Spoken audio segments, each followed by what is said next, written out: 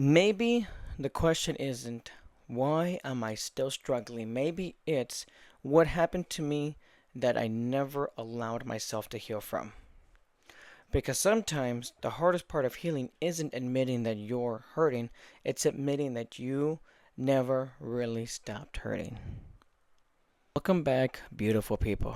I hope you guys are having a great week so far. If you are new here, my name is Jonathan. I like to help people trust God more and work on their personal growth.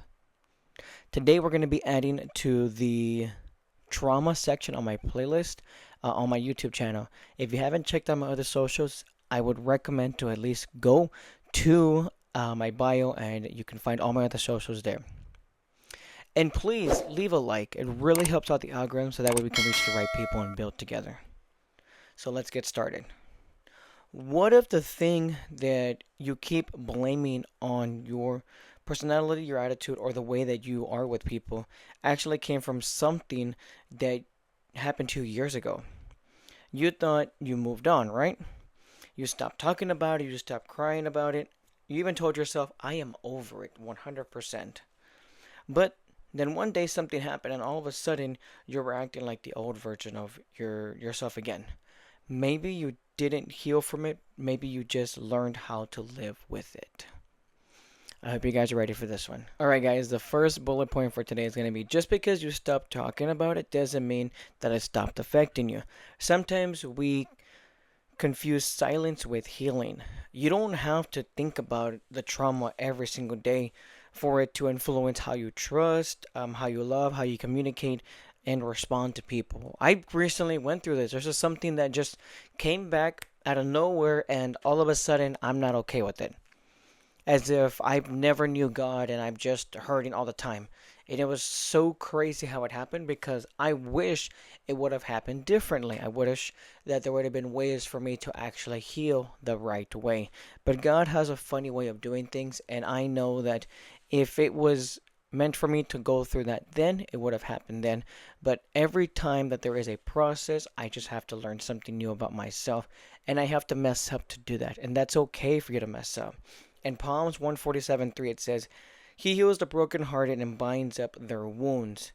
God doesn't ask you to hide the wounds, He wants to heal what's underneath it. So just because the cut healed doesn't mean that what's underneath is still okay.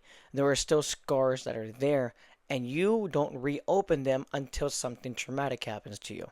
And you are okay, you're completely valid on how you're feeling, but you have to at least understand that whoa, whoa, whoa, whoa. Let's stop and slow down. What is going on for me to feel this way? And that comes with discerning, that comes with time, that comes with patience. There's a lot of things that you have to go through in this growing process.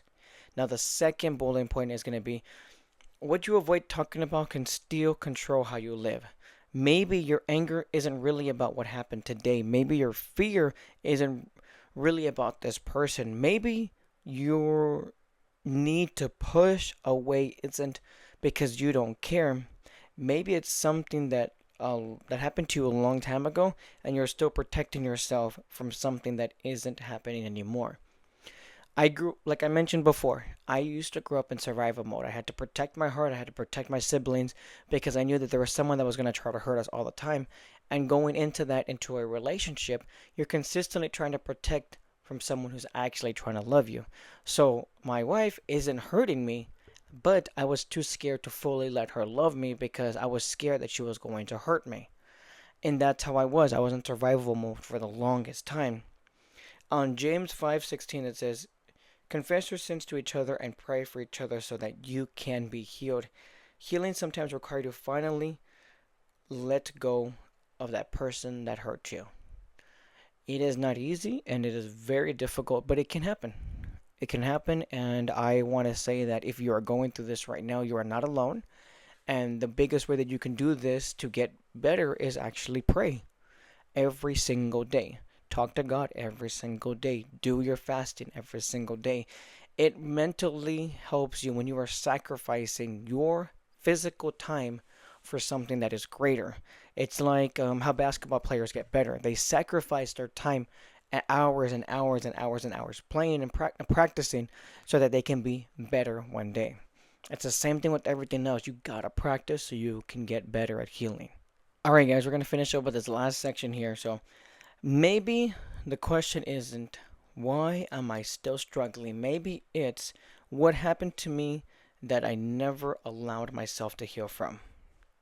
Because sometimes the hardest part of healing isn't admitting that you're hurting, it's admitting that you never really stopped hurting.